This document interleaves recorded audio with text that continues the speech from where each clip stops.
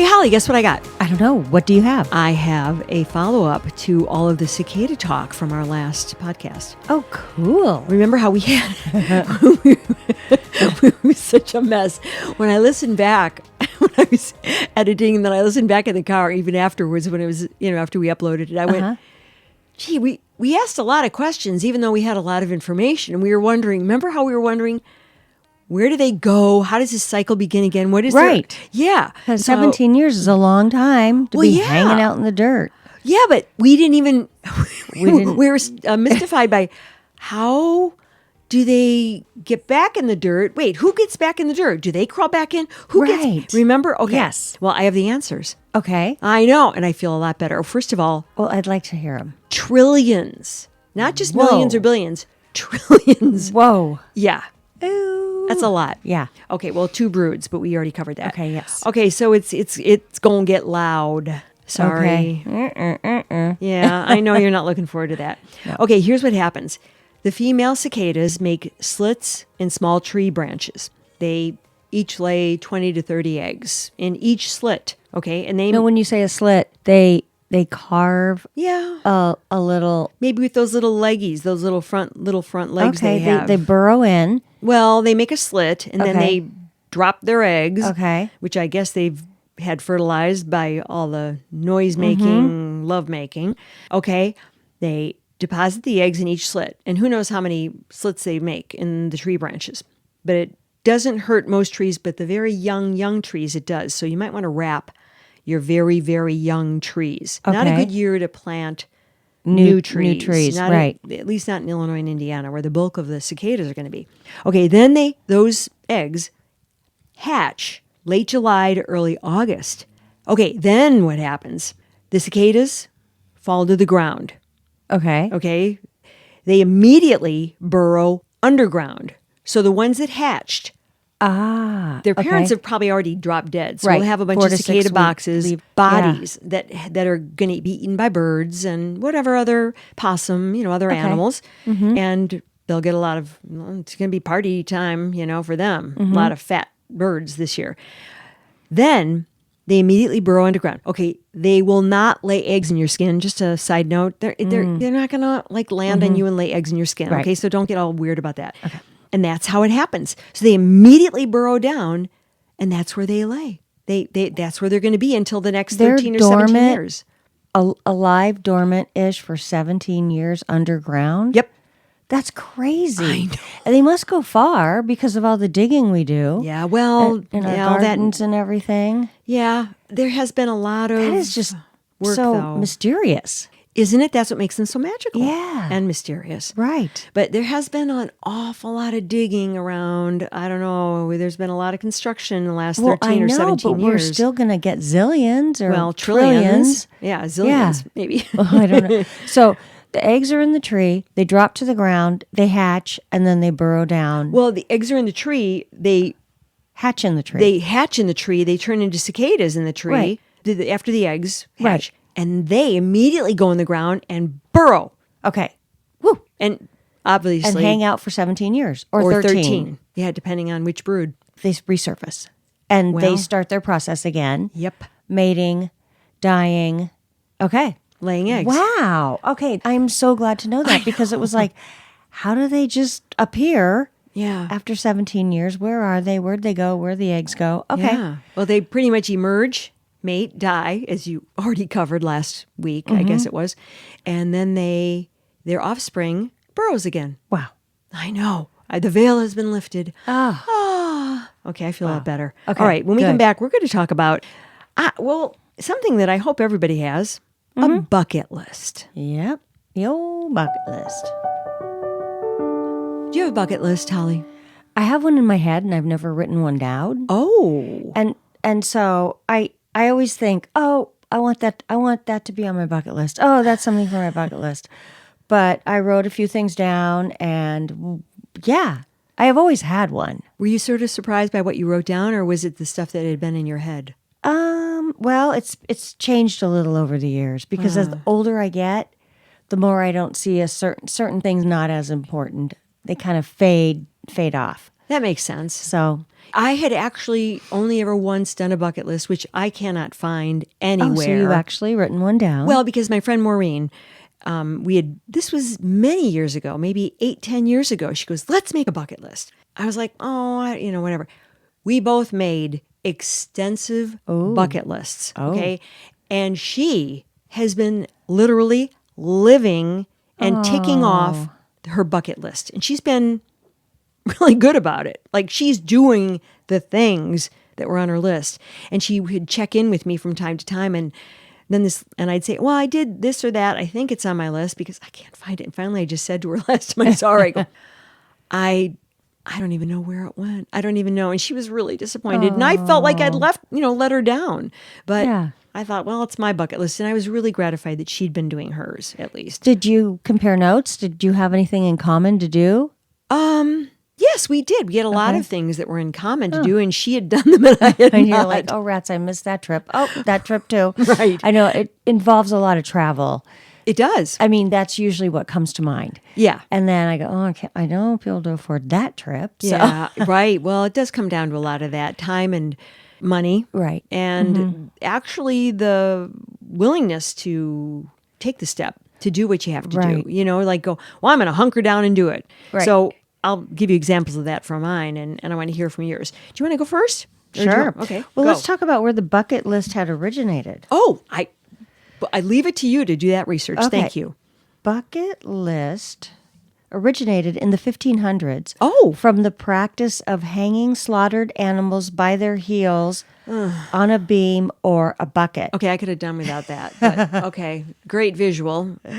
Go. And Keep then going. it kind of transferred into that means they're kicking the bucket, these animals, to mean they're dying. Yeah. And that's how it originated. But that's what they say. But then when I did some more digging, all of a sudden a lot on Google comes up at the movie The Co-Pilot. Does that ring a bell? No, I've never even heard of that. Co-pilot?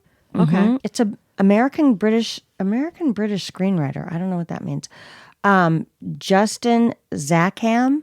I guess he did a movie called The Bucket List with Jack Nicholson, Morgan Freeman. Oh, Do you remember that where they're both terminally ill and they want to run around the countryside and fulfill all their wishes? I do remember that, and I did see it. So that's when they said it became popular. Well, I think the term bucket list is popular before that. Yeah, I think so too. It just made it more popular. Okay, interesting. So that's all I really found on it. There wasn't a lot written about bucket lists. Well, it's pretty basic. Right. I know. It is pretty basic. Before I kick the bucket, this is what I want to do. Here's my list. Yeah. So I will start off. Okay, good background. Well, one of my big things is I haven't seen. Actually, I have a lot of things on my bucket list, and some of them are just basics things like I want to still learn how to play pickleball. Oh, well, that's within reach. Right. I mean, no, I'm trying to make yeah. it within reach instead of Yeah. like go around the world and see everything. Because, of course, that's what I used to think when I was younger. Oh, pickleball. God, boy, that's right here at our park district. I would love to do that. I would love to act in a play. Oh, well, that's These are also kind of doable like here. realistic things. Sure. That don't cost a lot of money that I just have to carve out time. But they're things you really want to do, Yeah. right? Okay. Right. Well, that's what it's about. Learn more about technology. Ouch. That's painful. But I just feel like I do need to learn more. That sounds like the chore list. I don't want things to just go way by the wayside in 10 years and I'm completely don't know what I'm doing. Right. National parks. I grew up in California and I'd still never been to Yosemite. So it's like, that's a big one. You got to go. Yosemite, Niagara Falls. And these are obtainable versus the ones that are, more traveling. Drive up the East Coast during the fall. Have you ever done that? Actually, I've been on the East Coast in the autumn, like in Vermont. Yeah. Yeah, but no, I haven't done that, like the shoreline, the Atlantic. No. I've never done but that. I've been in Vermont, which is actually the best place to be for the fall. I mean, it's pretty much the most colorful place, the Green Mountains. But go on. I have a dream destination. I actually have 4, so I'll probably have to narrow it down to 1 because I probably won't get to all 4. But these are my aim high. I'll aim high. These are my 4 dream destinations: Bali, Fiji, Seychelles, and Bora Bora. Oh, those are really good I choices. just really want to go to at least one, maybe two. What would be your one if you could if you had to choose one of four? Oh, boy. If someone said you're absolutely going to go to one of these, Okay, I'd do which one? Seychelles because that's really far and hard to get to, and I still think I could maybe go there Okay, at this point in my life. make it a goal. Read more books. I need to read because I'm a terrible reader, and it's obvious in my dialogue. I don't have a sophisticated dialogue whatsoever, and I know that really enhances that. So, but plus, when I do want to read, I used to read, but I don't anymore. Magazines is about it for me. Yeah. Do more volunteer work. Oh, that's nice. Yeah. Yeah. And, well, I visited most of the states, so they said sometimes in bucket lists to work backwards. And actually, a lot of times they'll say work backwards because I was seeing that on social media. So you write down everything you've done, and then you go to the I want to do pile. So I have visited a lot of states, but the states I've never visited are all pretty cool states, except for one, kind of. So, North Dakota, I've never visited. Colorado, Louisiana, Mississippi, Alabama, Tennessee, Kentucky, Maine, Vermont, New Hampshire, New Jersey, and West Virginia. So those are the states I've never visited. You've been to a lot of them, though. I have. That's only a handful there. Right. And last week I had just been in Nebraska for the first time. Well, Both towns, Lincoln and Omaha, so I can cross that off my list. that's right. Check. So I don't know about those. There's several states I'd like to visit. Definitely they're on the list. Like before the Great Wall. Of China. No desire anymore. I used to think, that's one on my list. The Seven Wonders of the World. They're a little hard to... Some are kind of volatile at this point in time. You know, there's war and there's this and that. And I think the older I get, I'm like, Yeah. they kind of faded off the list. Well, that's good then. Yeah. And really, that's a man-made wonder, I guess. It's not a natural wonder. The Great Wall of China. Oh, okay. You know. And the pyramid. Well, yeah, and they're also man-made. And I mean, it is. Yeah. It's a man-made. So they're on my list, but they're kind of fading. Well, that's good. That Yeah. narrows it down. Well, I'm trying to be realistic too on what I'm going to be able to afford, but that Talk to people who've been to those places and just see what they think, and maybe that'll make you feel even Right. better. Like maybe they weren't in thrall the way that you would want to be when you went. overrated, Yeah, something like that. Mount Rushmore. No offense, Mount Rushmore. You know what? I kind of liked it. Oh, you did? I Okay, did. okay. I was not expecting to. Maybe that's why I liked it. okay. But I remember I was there with a friend. We were driving across the country. We were driving to whatever that place, Sun Valley, and I said, I just want to do this. That's one thing I really want to do in the way, and I was kind of moved. Okay. Mostly because I'm thinking, how in the hell did they do this on this scale? Carving, and they actually have the likeness. It looks like the president's. So that was the part that just gave me pause. And It does. That gave me pause too, because you Yeah. look at the features and you go, they how really can look they like 'em? see these features when they're carving? And Exactly. they're risking their lives. Several people have died doing this. Yeah. What's the Indian one called? The Indian what? Monument. It's right down the road. No, that was impressive. Oh shoot! I don't. Gosh. Oh. It's in the same area. It's 10 times bigger. Oh. And it's going to take another like 50 years to 100 years to complete. Oh, then it's new. It's new, but they started it 50 years ago. Oh, I It's wish so I knew. big. Like the arm of this Indian on a horse is as big as the whole Mount Rushmore. Wow. Yeah. I will look it up and we'll circle back. Yeah. Let's do a follow up on that because Yeah. I'm not even remotely aware of what you're talking about. Okay. Well, Okay. then I'll do. Are you done? Yeah. Okay. Do Here's mine. yours. I don't have a lot on here. Okay. Because some of the things that I want to do are going to take time. I've always wanted to go to Iceland. I don't know why I haven't been, but the Northern Lights have captivated me since I was a little girl. And about 40 years ago, I just said, I'm going. And something just kept coming up, or my traveling, like whoever, my husband or boyfriend, or they were different times, people. I had a husband, then I had boyfriends. Okay, after the marriage was over. Okay, I just want people to go, what? Boyfriend, husband at the same time? Exactly. So Yeah. they didn't want to. Oh, I don't want to go there. Let's go here. I'm like, oh, okay. Well, I still want to go, and I still want to see the Northern Lights up front and personal. That's always the top of my list. Can I say something? Yeah, I've been there. yeah. We went in the summer, though, and it was a big debate. Well, because you only see the Northern Lights in the winter. Oh, Yeah, okay. when it's dark the whole time. Oh, But that's okay. Iceland's amazing. I hope you get to go, but make sure you go in the winter because that's when you'll see them. well, I will. And it's an easy trip. It's 5 hours. I know. Okay, And that Lisa, I'm going to manifest that one. It really good. Thank Yeah. you. Because I just think it's. I think you'd love everything about I Iceland. would. I would. I would. I especially would like how clean it is. But that's me because I'm nuts.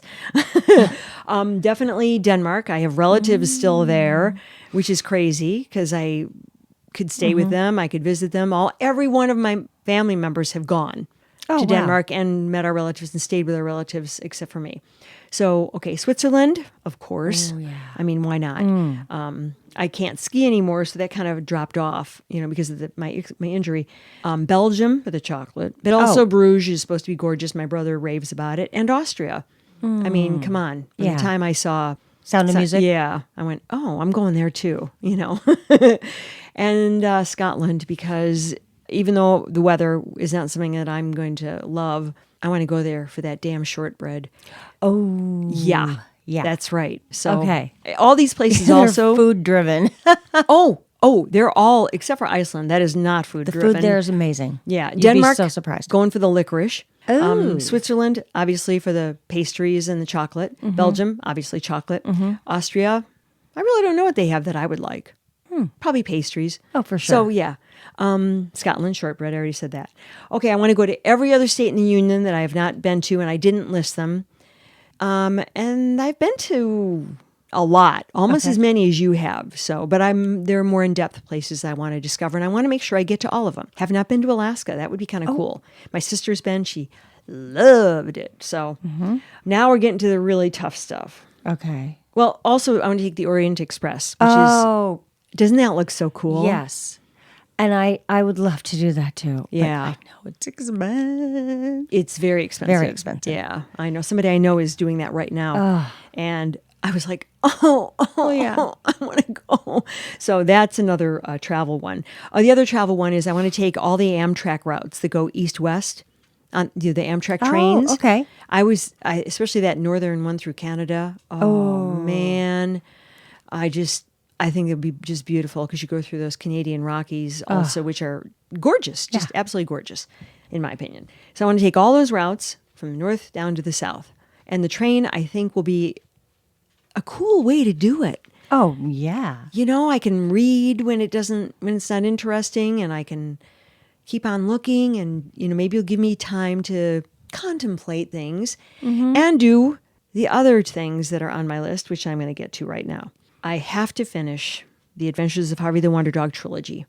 I always said there would be 3 books, and I've only done the one, and every day I beat myself up about it, and I just had a writer's block to do it. So I'm got to get those other 2 done. Well, I think once you start it, it's just the starting point. Yeah, and in the money to publish it, unless I okay. can get a publisher, this time to really finance me, that'd be really great. You should. But I want to do that because I said I would, and damn it, Harvey expected it. So Okay. so that, and also a book about Big Papa. You never met him. Well, you never met Harvey either, but Big Papa, he was this other dog that I had, and he had just the travails of Big Papa, even after I got him, but what he had gone through probably before I ever got him, the 11 or 13 years or whatever he was before I got him. But the 2 years that I had him were just rich and they were just wonderful dog years, just full of love. What kind of dog was Big Papa? A Corgi Wawa, a Corgi with a So Chihuahua. it was a little one. He was little, but he Okay. was. When I got him, he was as fat as like a pot-bellied pig. Ooh. But I got him on a regimen, and Okay. his health improved, and we had an interesting 2 years, and he was just darling. Oh. I loved him so much. And Harvey really liked having him around. Okay, so you had both at the same time. I was Oh, yeah. not aware of that. Yeah, yeah.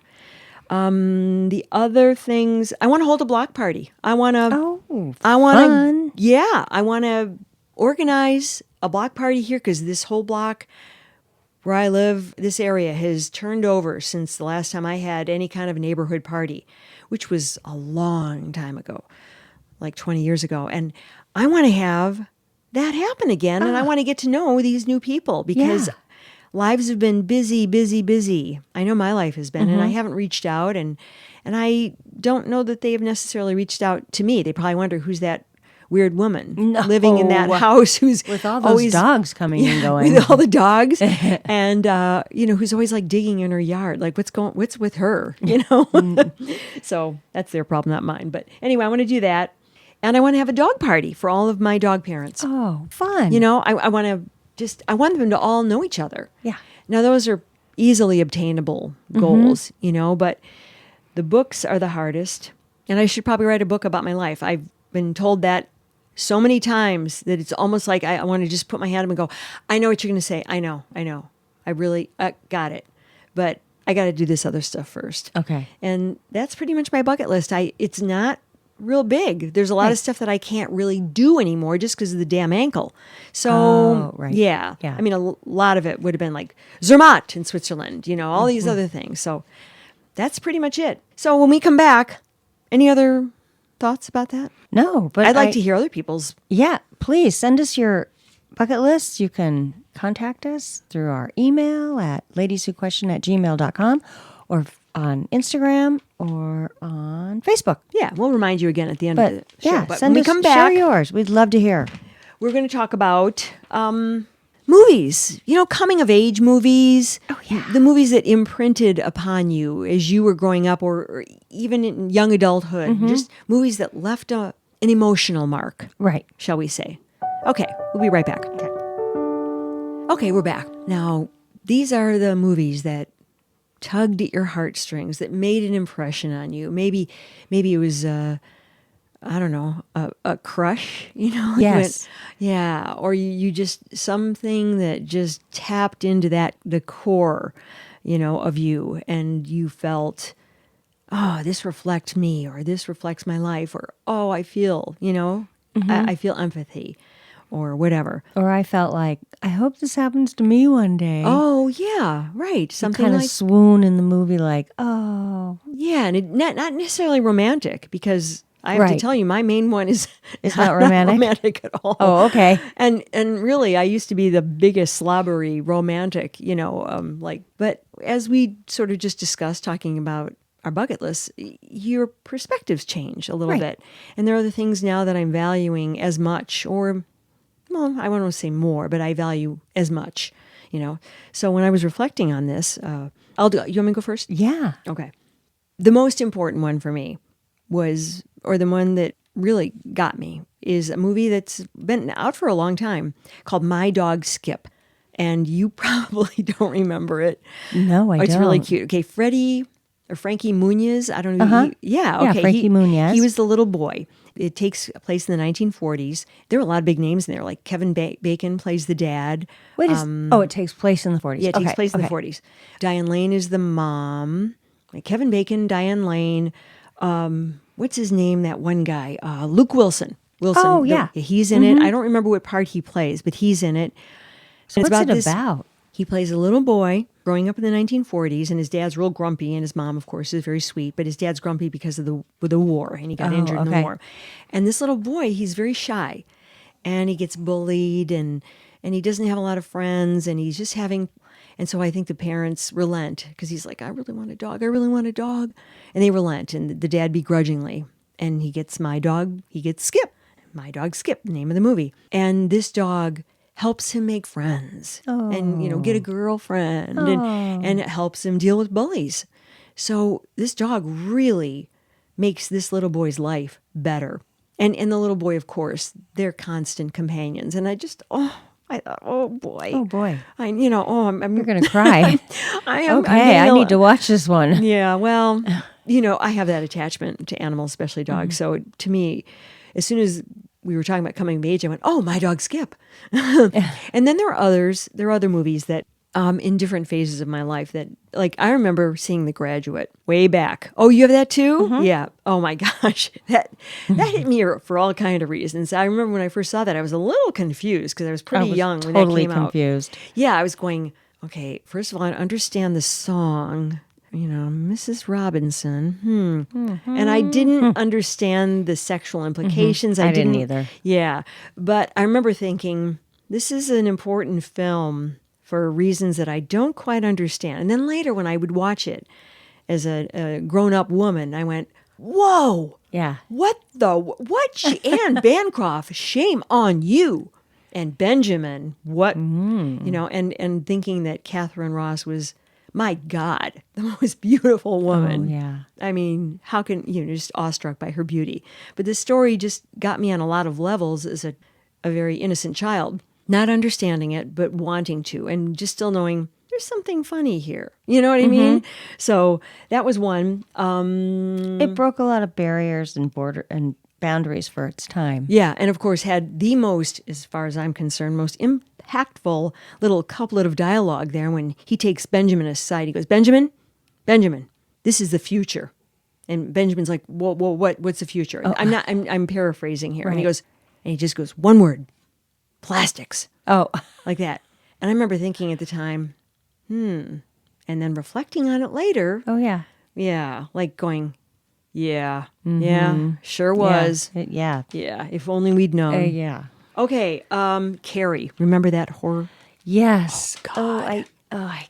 Yeah, it's not, that movie's not for me, but no, I mean, I understand why you brought it up. Yeah, well, saw it, I think, freshman year in college, and I didn't go to see horror movies. I just didn't do it even back then because I just thought, I don't need that. Well, I didn't know what it was going to happen, obviously, because we saw it like first run, so we saw it in Champaign, Illinois. It just made an impact on me. Wow. Largely because of the bullying aspect, and my heart was breaking, and I was, really, my heartstrings were being tugged like, oh, they're so cruel to her, and they don't understand, and there's nothing she can do. So I was sort of relating to that because I was sort of growing up in a household where there was nothing I can really do or change to escape, Yeah. except for me to go to school and get an education, so that was, and I just thought, oh, this poor girl, but hers was just weird. Yeah. Weird. Mine was just unhappy. But then I was kind of like at the end, after she did that from the grave, I was like, yeah, Carrie, you go. You go. Carrie grabs the woman, the prom queen. I loved it. I just loved that it turned out that way. I was like, vengeance is sweet. Okay, and the next one, American Graffiti. I just was in, I don't know. It came out when I was That's just also a in classic. college. Yeah. I have that too. Great movie. Yeah, just so. It was so great. It embraced that time of supposed innocence, of the 50s and early 60s, right? Right, yeah. And that's that's an era that will never happen ever again anywhere else. No, it won't. Never to be replicated. Cars and back seats and What do you call them? Car hops. oh, car hops. Yeah, yes, roller the skates and the great music they had. Oh, and yeah. everybody was just having such a good time all the time. Rock and roll me, baby. Wearing your boyfriend's jacket. I know. Oh my gosh. It just, I don't know. I know it was so wasn't nostalgic. Yeah, as innocent as it appears to be, but it was nice to feel that way. And that's, I guess, what it's like a warm sweater. Right. It is. Yeah. And that's it for me. I mean, there are others that people have mentioned, that our listeners have mentioned. One of them is one of our listeners named Tori said The Outsiders. Oh, right. Which have you ever seen that? No, I haven't seen it, but I know it had quite a cast back in the day. I never saw it either, but I've heard it talked about. Very popular amongst boys, and it's a historical movie. Yeah, yeah. It's with Matt Dillon, Ralph Macchio, Patrick Swayze, Tom Cruise, Amelia Estevez, Rob Lowe, 1983. Yeah, but it's about the 60s, though, right? Isn't it set in the 60s? Right. Yeah. Mm-hmm, yeah, and that was one of the ones from one of our listeners. That one kind of goes along with Stand By Me. Oh, yeah. Is that on your list? Well, it's on my list, but not as one of my favorite movies. But I know my husband loved that movie. Well, that is And definitely a coming-of-age movie yes. that is wonderful. It is. It I can was see in why he liked it. 1986, but I think it was like 60s, 70s. Yeah. The kids kind of grown up like The Sandlot. Remember The Sandlot? Yeah, that was cute. That's another one of those that kind of fits into that category. So I have a long list because I have ones. So we'll just kind of go down it. Okay. The first movie I thought of was Almost Famous. Oh, yeah. Yeah. And that was so good. It was, I don't know, I loved it. It came out in 2000. Mm-hmm. And what year were they replicating? Well, the 70s. Okay, in the yeah, 70s, yeah, for 70s. Sure. Okay, 70s. Yeah. I didn't know if it was like 80s or 70s. 70s, okay. Rock and roll tour buses. Right, you know? right. It was so good. And then 16 Candles. Yeah. That was one that, oh, I wish we could do that. And I thought it was funny, but like heartwarming. Yeah. And Molly Ringwald she was really part of that era of those kind of movies back then. Dirty Dancing. Oh, gosh. How come that one didn't come to me? Because that was wonderful. With Jennifer Grey, and she's yeah. coming of age, and Patrick Swayze and Cynthia Rhodes. Oh, love her. Used to live in the hood. Yep. Love her as a person, Yeah, she's as so. a human being. I didn't really know her, but I had a few. My sons were friends with her kids. Yeah. So this one, I kind of questioned when I was looking through because I did like it at the time. Clueless, but Oh, it's cute. it was cute. Yeah. And then one of our listeners brought up Star Wars. Sarah. Sarah brought up Star Wars, which I was kind of like, I did a little deep dive on that one, and I guess they think it's coming of age because of Mark Hamill. Mm-hmm. It was kind of about his life, and he was kind of coming of age in the movie. Yeah, he was a young man. Yeah, and he was pretty hot back then. I guess. Yeah. Yeah. I mean, I know a lot of people thought he was. Not my type, but yeah. No, not my type either. Yeah. But thank you, Sarah. I would have never thought of that one. Yeah. Juno. Oh, Juno, definitely. Yeah. Yeah. The Graduate, which you talked about. Yep. Ferris Bueller's Day Oh, Off. God. How could we overlook these in our own backyard my gosh. movies? Yes, the John Hughes. Yeah. That That's was the second John Hughes movie you've mentioned. Yeah. Yeah, 16 Candles. I love that movie. Oh my God, I think it's so funny. The principal, I just laugh when I think about the whole. Well, it also feels familiar because this is kind of where these John Hughes movies took place in our own backyard, literally Right. filmed here, Right. And they do exemplify a lot of the area in which we grew. So we recognize the traditions, we recognize the clothing, the attitudes, the landscape. The Midwest. Yeah. So Yep, yeah, yep. that feels familiar. The Breakfast Club. Oh yeah. Oh God, another John Hughes. I know. He was on a roll there. Yeah. They kind of have the same they have the same grouping of actors. They, maybe one goes, Well, the same one stays. feel, The same feel, but I thought that was such a good movie too. Well, because it was. It was. I'm like, how is this going to be entertaining? All these kids in the cafeteria. Because it's all about a character studies. Yeah, It's what makes them tick, which is the fascinating driver of any really good movie. You analyze that so well. Not really. And then this was a love story where I fell in love with John Cusack. Oh, Say Anything? Yes. Yeah. Oh my God, was he hot then? Oh, yeah. I think he's aged pretty well too. He's but, cute. That was you can't forget about him holding up the big stereo, The boombox. The boombox, yeah. Fast Times at Ridgemont High. Oh my gosh, right. With Sean Penn. Oh, my gosh. God, he was so funny. Yeah.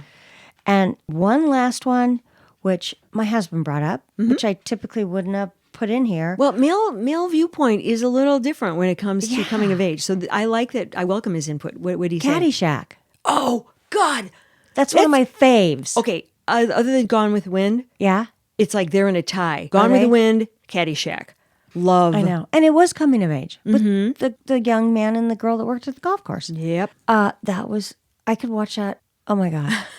So I didn't know it was one of your favorites. Oh, I love, Oh my God. love, and Chevy Chase is love. hilarious and Don Yeah. Rickles is hilarious. Oh, that was such a great movie.